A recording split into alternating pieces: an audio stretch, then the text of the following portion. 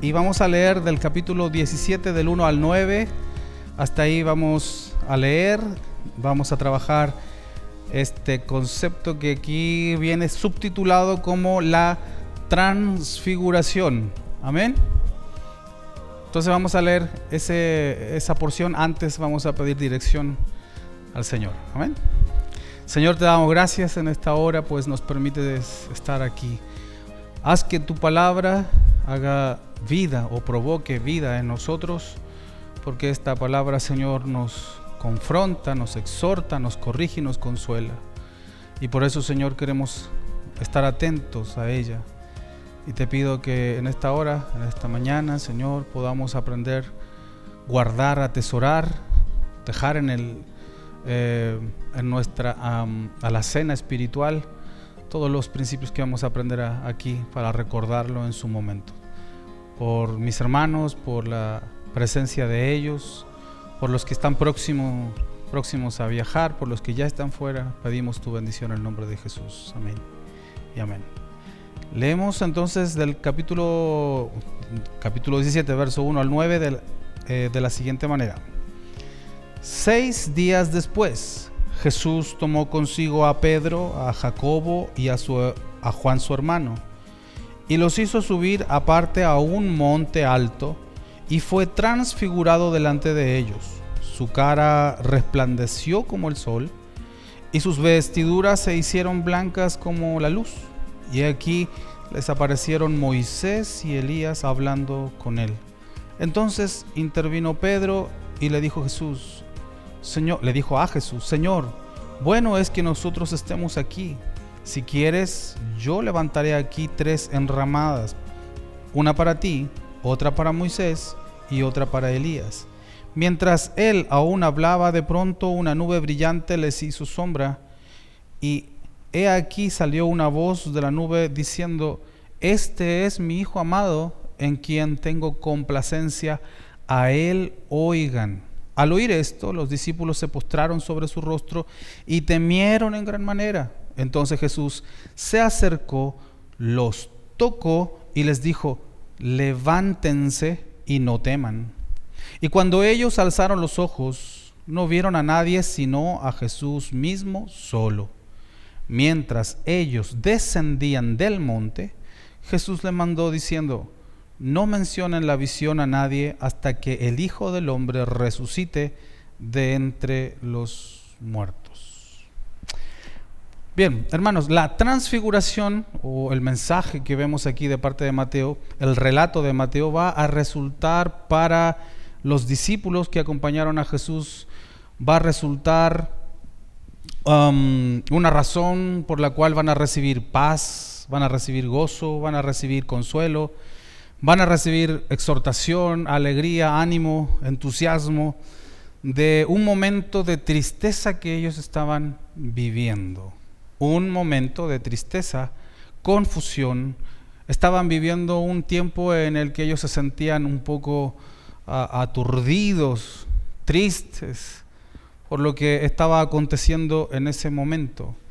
Entonces, lo que aquí está aconteciendo en la transfiguración del Señor, lo que sucede en este momento es que el Señor revela una porción pequeña de su gloria. Una pequeña porción de su gloria. Término que para nosotros como iglesia se va a ir profundizando teológicamente, prácticamente y aplicativamente cada vez más.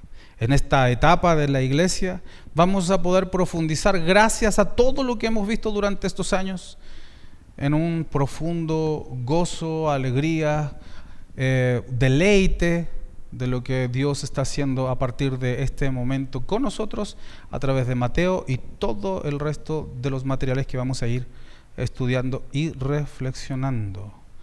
Esta misma gloria nos dará a nosotros el mismo resultado que para los discípulos: esperanza, gozo, consuelo, fe, alegría, convicción, todo eso y más.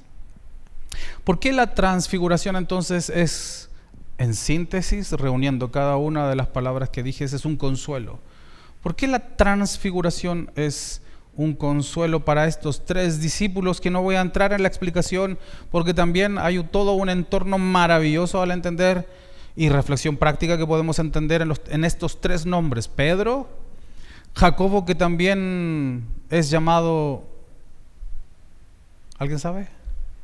Santiago, Jacobo, hermano de Jesús, hermano de sangre de Jesús. Algunos dicen medio hermano porque Jesús fue engendrado del Espíritu Santo.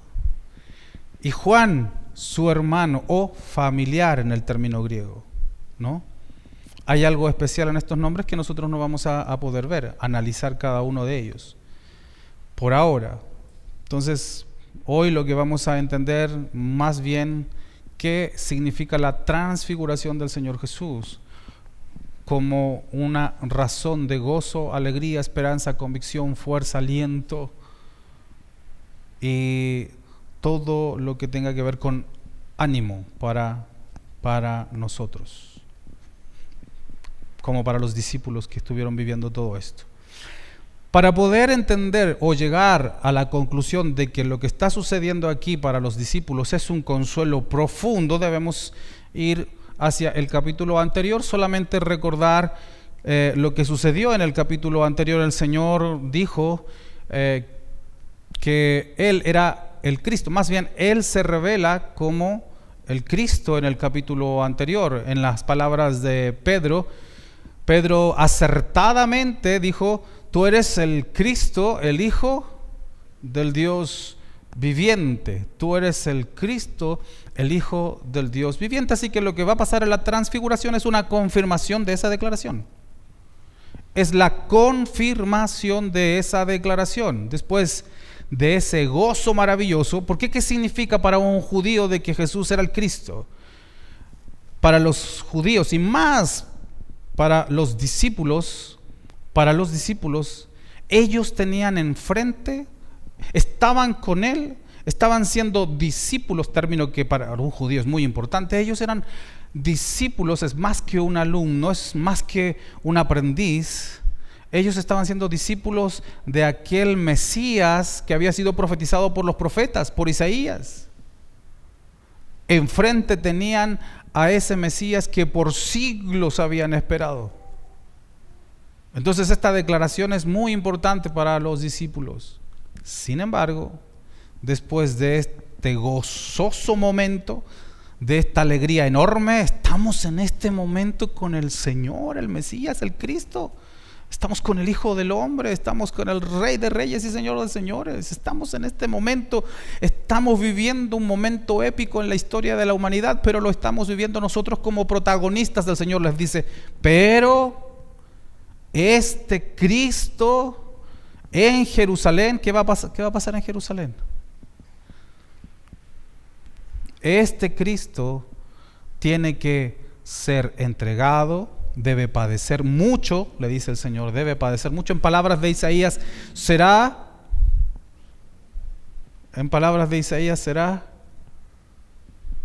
atribulado, acongojado, transgredido por nuestras transgresiones, herido. Entonces el Señor le comienza a explicar que el Hijo del Hombre, que este Cristo debe padecer mucho en Jerusalén, ser entregado por los ancianos, escribas y fariseos, debe ser muerto. No solo esto, sino que el Hijo del Hombre va a tener que pasar calumnias, golpes y dolores tremendos. Hermanos, yo una vez en un accidente, cuando iba en mi moto en Santiago de Chile, en un accidente que vi a distancia en la carretera, me acerqué para ayudar. Había un niño de 8 años que tenía toda esta parte desprendida, descarnada. Se le veía la piel hacia arriba y parte del cráneo, llorando el niño. Y pues le dije que se tranquilizara porque los papás estaban dentro del carro. El niño lo sacamos con otra persona y la señora se fue a ayudar a la pareja y yo me quedé con el chico hasta que llegó la ambulancia. Supe el término descarnado por el auxiliar que llegó a la ambulancia y dijo: no, este chico está sufriendo una descarnación. Así lo declaró el auxiliar de la ambulancia. Bueno, Cristo va a ser descarnado. Sus carnes van a ser sacados afuera en cada látigo del conocido látigo romano que hemos visto nosotros mucho en películas.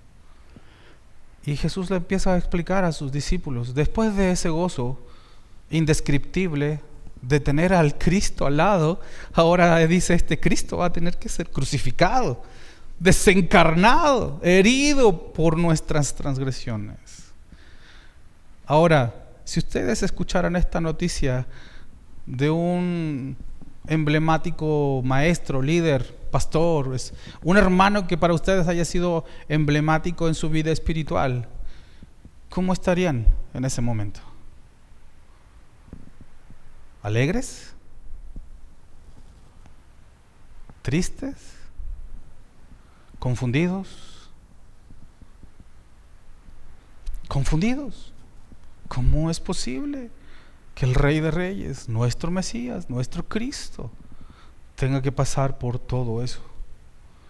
¿Cómo es posible que nuestro amado Señor, a quien amamos, por quien hemos dejado esposa, por quien hemos dejado esposo, por quien hemos dejado familias, por quien hemos dejado todo, ¿por qué Él tiene que sufrir? Nosotros diríamos eso.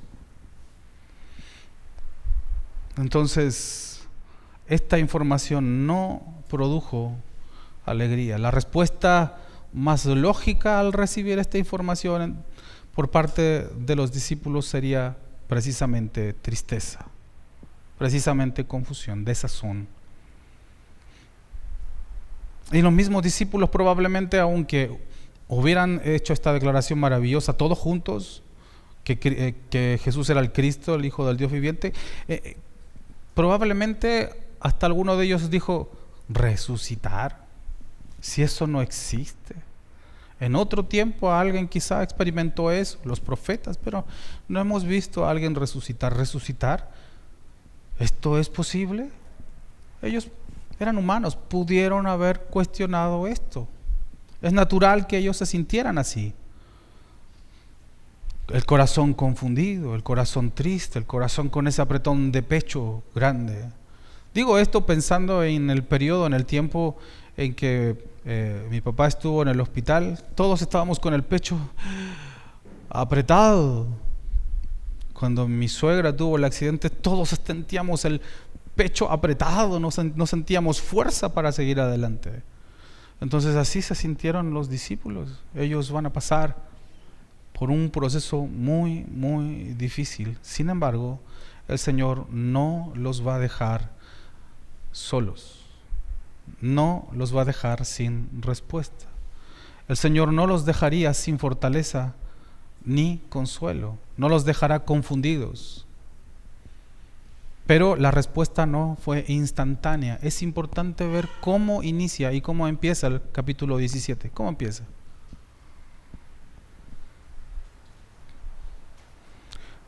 ¿Fue instantánea la respuesta de Jesús a sus discípulos? Después de 6 días, número de hombre. Yo no creo en la simbología, pero a veces las coincidencias son maravillosas. El número de hombre es un número doliente, sufriente. Es un número simbólico para nosotros hoy, porque no siempre la respuesta de Dios es instantánea.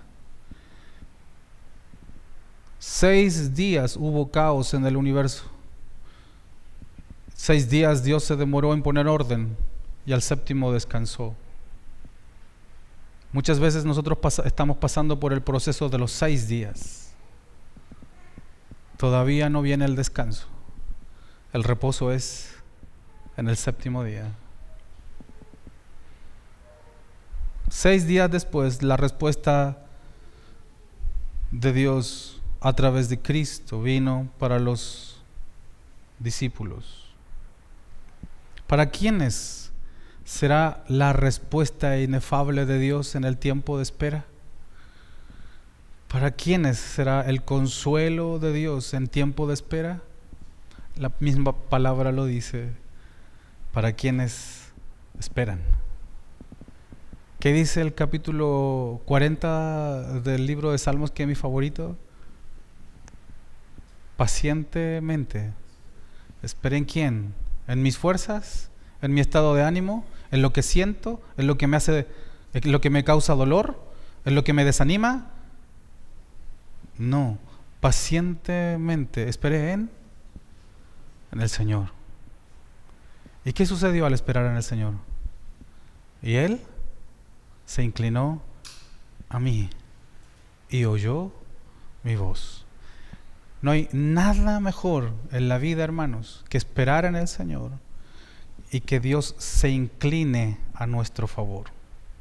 A veces las cosas se inclinan en contra nuestra, pero teniendo el corazón en la espera, esperar en el Señor pacientemente en sus promesas, en su palabra, en sus principios, en lo que hemos aprendido en la palabra de Dios domingo tras domingo, jueves a jueves, ministerio tras ministerio. Esperamos en la palabra de Dios. El Señor en algún momento escucha nuestro clamor. ¿Cuál es nuestro clamor? Nuestro clamor es estar, no solo orar, no solo clamar, que es importante, como lo vimos en el catecismo. No es la oración, no es solamente y exclusivamente un clamor, es parte importante de la clamor, pero la manera en que el Hijo de Dios clama es manteniéndose firme en sus principios, en la iglesia, en sus ministerios que se están desarrollando. Hermanos, el clamor de un hijo de Dios es cuando la palabra de Dios se abre y la iglesia está ahí. Eso es parte del clamor. Estar donde Dios ha determinado que estemos. Grupos pequeños, ministerios, mujeres y hombres. Ahí donde Dios nos ha entregado los talentos, los dones para poder desarrollarlo, es ahí donde debemos estar. Entonces, pacientemente esperé al Señor y Él se inclinó a mí. Eso es esperar. Y Él oyó mi clamor. Eso es clamar. Mantenerse firme en nuestras convicciones y donde Dios nos puso. Los discípulos, hermanos, no dijeron: con esto ya no puedo, Señor. Es mucha emoción para nosotros. Señor, ¿cómo vamos a soportar ver esto en ti? Que tú seas descarnado, que se cumpla lo que dijo el profeta Isaías, que se cumpla lo que dijeron los profetas, ver tanto dolor, angustia, Señor, pues yo paso. ¿Dijeron eso los discípulos? ¿Por qué? Porque ellos eran elegidos, hermanos. ¿Quién los eligió a ellos? Dios. No fue un entusiasmo por la fe, no fue un entusiasmo por la religión, no fue un entusiasmo por la teología. Fue Jesús llamando a ellos y los puso y los plantó. Ahí los dejó y ahí se mantuvieron. Los discípulos supieron esperar, se quedaron al lado del Maestro y siguieron siempre confiando en Él. 6 días después, el Señor les dice: muchachos, Pedro, Jacobo, Juan, necesito que me acompañen. Vamos a subir al monte. Y ahí sucede la transfiguración. Transfiguración es una palabra que nosotros debemos entenderla también muy cercanamente a la palabra arrepentimiento. Es una metamorfosis. Y ya sabemos la ilustración práctica de eso. Nosotros vemos a la oruga transformándose en mariposa. Es una transformación radical. Esto es lo que pasó con el Señor. El Señor se transformó, cambió de figura.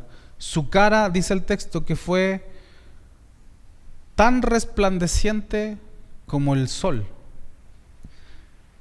Quizá cuando nosotros queremos entender un poco de cómo es la gloria de Dios, intente ponerse en verano mirando al sol por 5 minutos.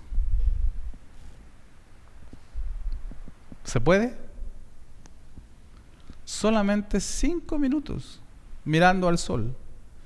Y eso que estamos a millones de kilómetros de distancia. ¿Qué sucedería si nosotros estuviéramos a la mitad de esa distancia y frente al sol? ¿Qué pasaría con nosotros?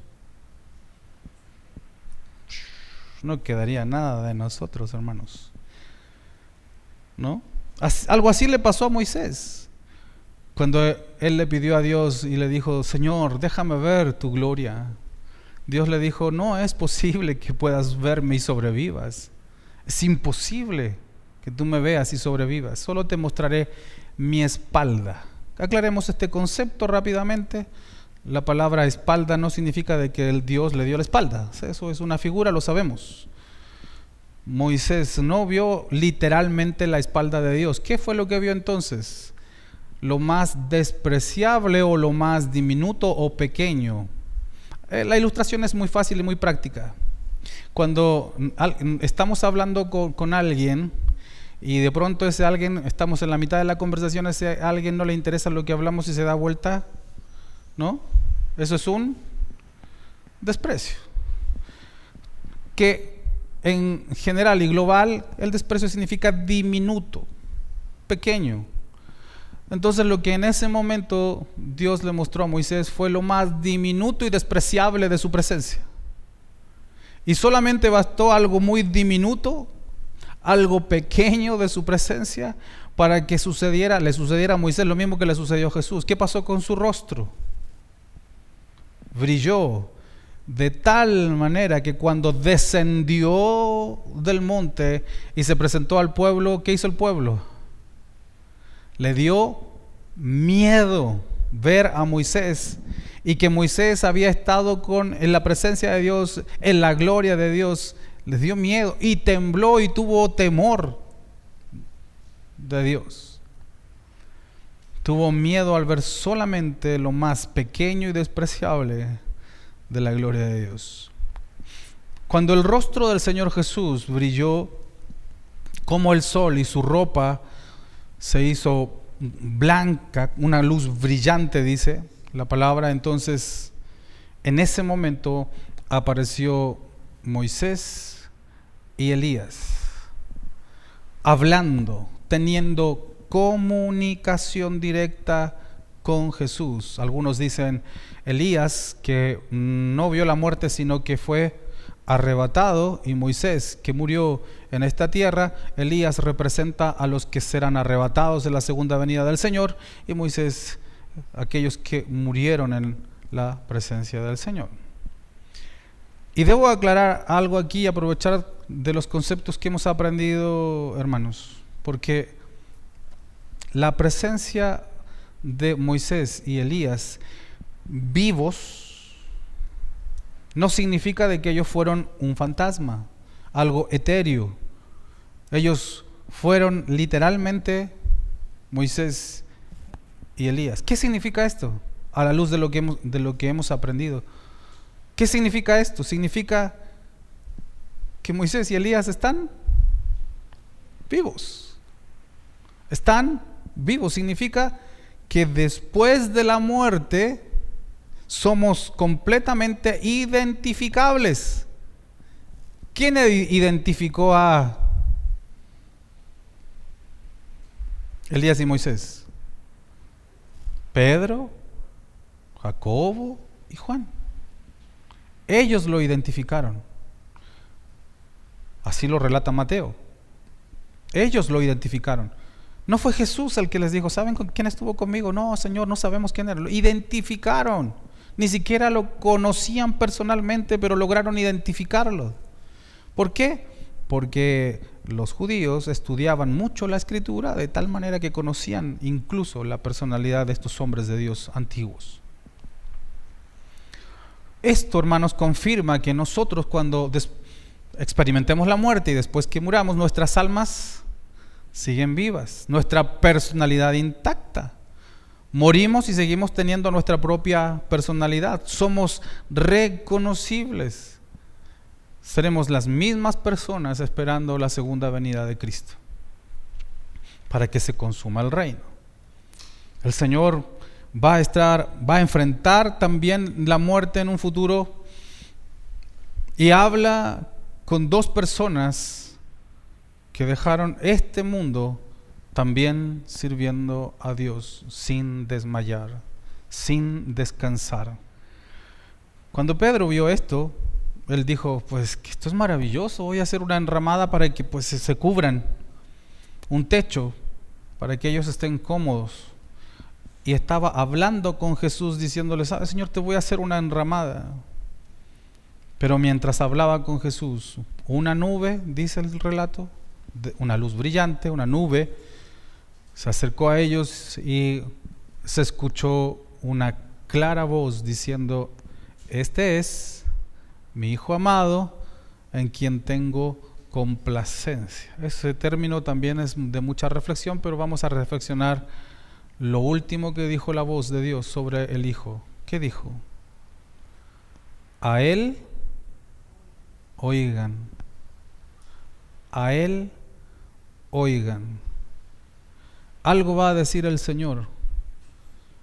Desde sus primeras palabras, a partir de la transfiguración, para el contexto del sufrimiento, el dolor y confusión de los discípulos, algo va a decir el Señor, aunque este término también se refiere a todo lo que el Señor ya ha dicho. Los discípulos, evidentemente, escuchar la voz del mismo Dios, pasó y sucedió lo mismo que sucedió con el pueblo cuando Moisés descendió del monte. Se postraron a tierra y tuvieron, no miedo, dice mucho miedo, porque hermanos, Dios es un Dios temible. Dios no es un Dios de juegos, Dios es un Dios temible. Dios es un Dios todopoderoso, de quien nosotros no podemos esconder nada ni jugar con Él, porque a su tiempo segaremos lo que hemos sembrado en nuestros corazones. Por eso es que el Señor en ese momento hace algo maravilloso en la vida en la persona de los 3 discípulos cuando estaban muertos de miedo, con el rostro en la tierra, postrado significa literalmente sin capacidad de mirar. Eso significa postrados en este término, sin capacidad de mirar. Porque cuando estaban temblando de miedo, postrados a tierra, el Señor los toca. ¿Y qué es lo que le dice en el verso 6?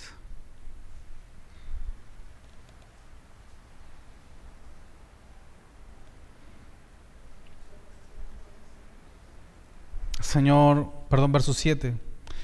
Entonces Jesús se acercó, los tocó y les dijo, levántense, no teman. ¿Quiénes son los que no temen a la gloria de Dios, a la presencia de Dios? Los salvos, los elegidos por Dios. No teman, levántense y no teman. Y cuando levantaron la mirada y no vieron a nadie más. Entonces, 2 versos son claves aquí que evidencian el aliento para el corazón de los discípulos. Y voy a comenzar con el verso 9. El verso 9 dice, mientras ellos descendían de la presencia de Dios o del monte, Jesús le mandó diciendo, no mencionen la visión a nadie hasta que el Hijo del Hombre resucite de entre los muertos. Ok, este verso lo tenemos que interpretar a la luz del capítulo 16, cuando el Señor le dijo a sus discípulos, sí, es cierto, yo soy el Cristo, el Hijo del Dios viviente, pero voy a tener que morir, pero voy a resucitar. Y quizá lo más confuso para ellos fue el que tenía que morir y resucitar. ¿Será posible que Cristo pueda resucitar? Pero después de este episodio, ¿cómo quedó la convicción de ellos?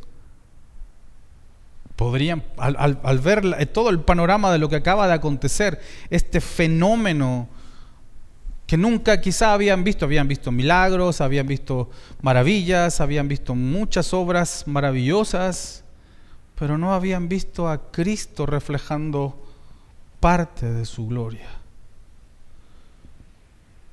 Y la voz que provino del cielo, todo este fenómeno para ellos les llenó de convicción de que este Cristo,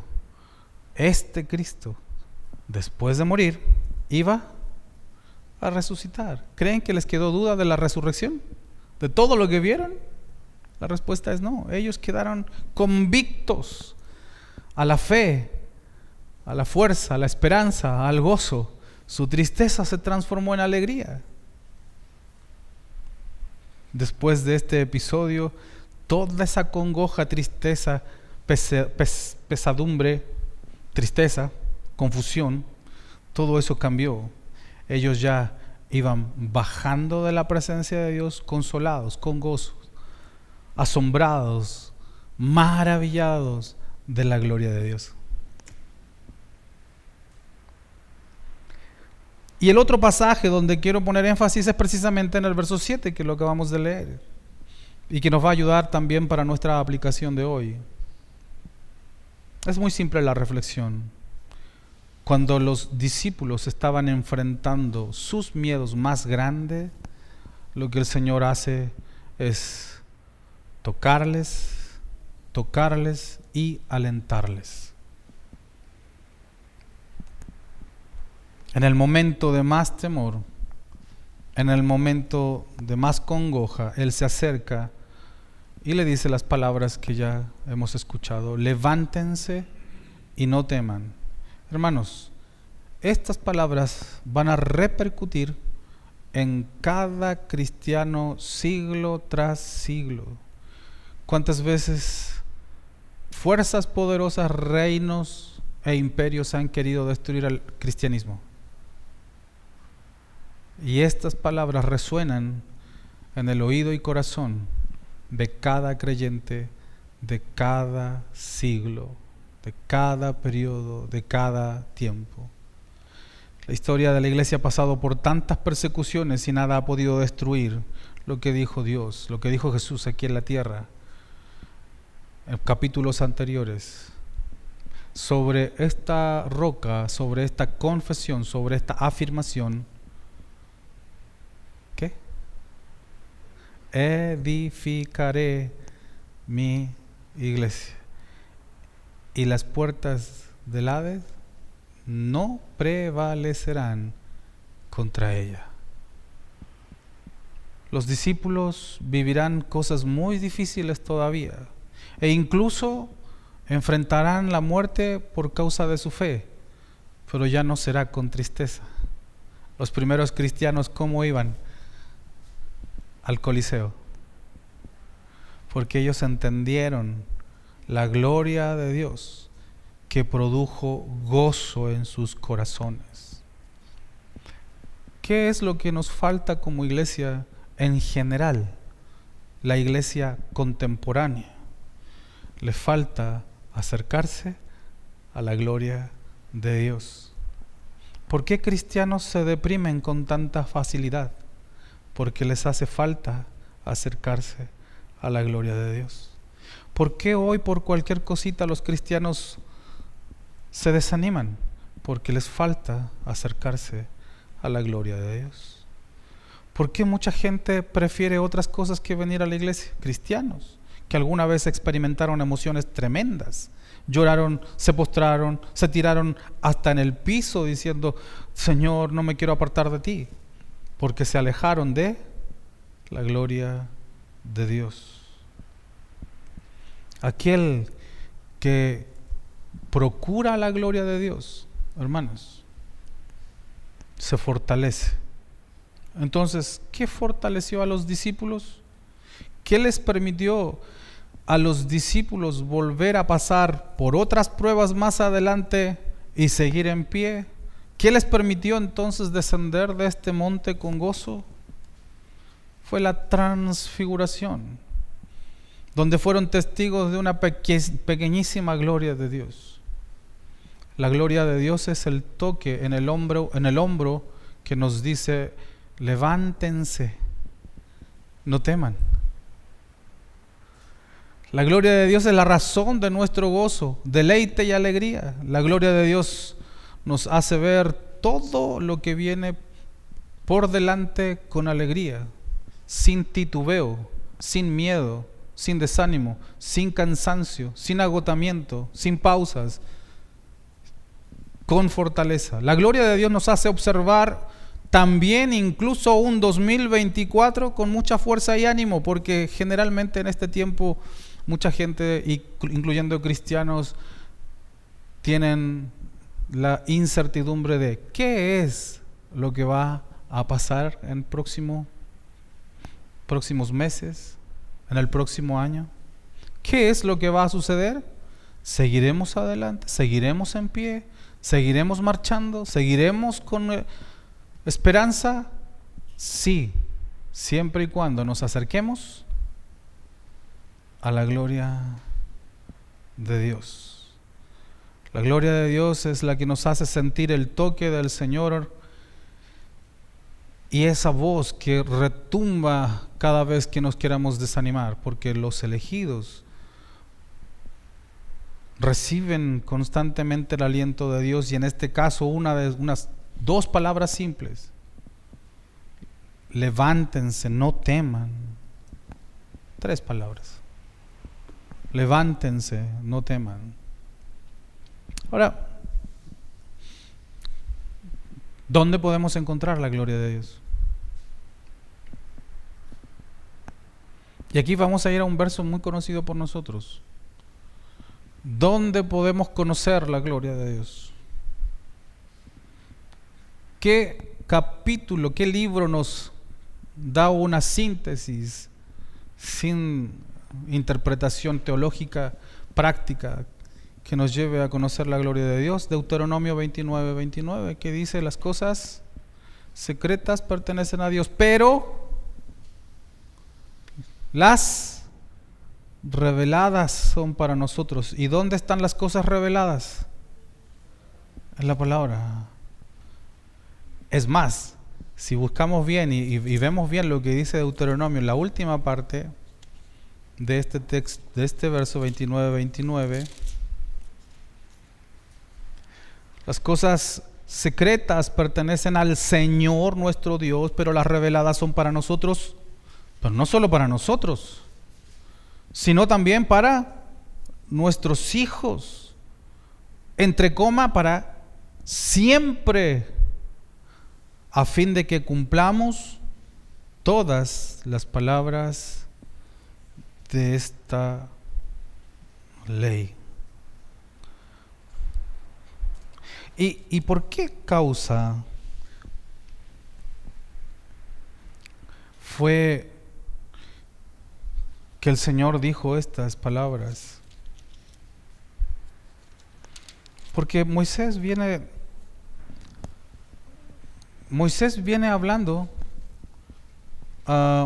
un discurso en Deuteronomio, que es Deuteronomio es considerado la segunda ley porque es la misma ley que se repite a una nueva generación.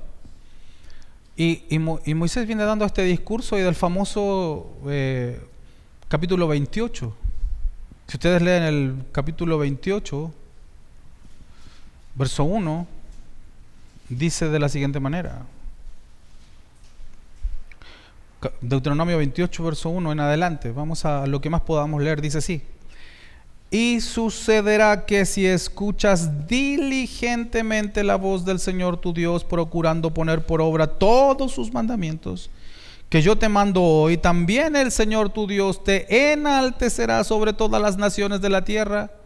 Cuando, otra vez insiste el Señor, cuando obedezcas la voz del Señor tu Dios, vendrán sobre ti todas estas bendiciones y te alcanzarán. Bendito serás en la ciudad y bendito en el campo. Hermanos, cada versículo de estas bendiciones necesitamos volver a repasarlas.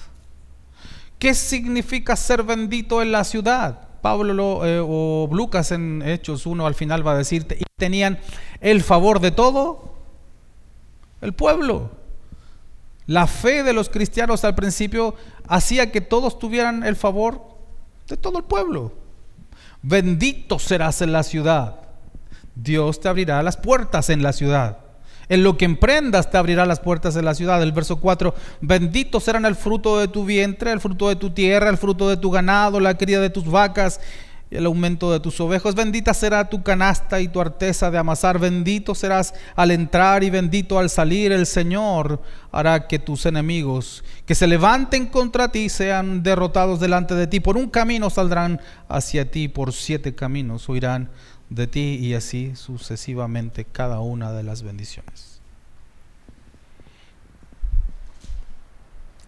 Las cosas reveladas son para los hijos de Dios. La gloria de Dios, entonces, está revelada en la Escritura. Pero no solo la gloria de Dios es la palabra revelada. Al ascender el Señor nos deja al segundo consolador. ¿El primer consolador quién es?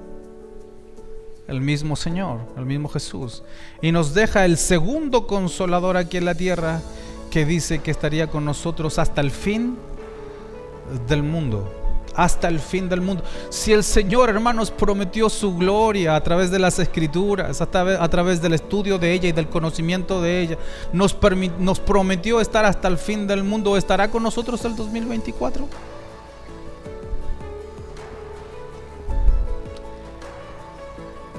Por tanto, hermanos, aún todo el mundo nos abandone y nos deje, nosotros, aún las circunstancias sean adversas, aunque creamos que nos quedamos solos, nosotros confiamos en la gloria de Dios. Amén.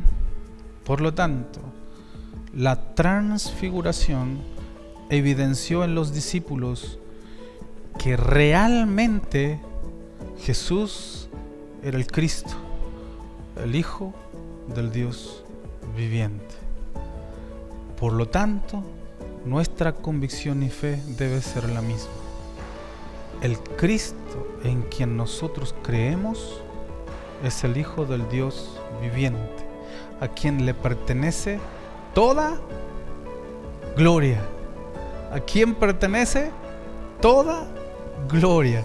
Y una parte de su gloria la ha compartido con su iglesia. ¿Y la iglesia? La iglesia soy yo en el 2023, 2024, 2025 y hasta el fin del mundo. Amén. Oramos.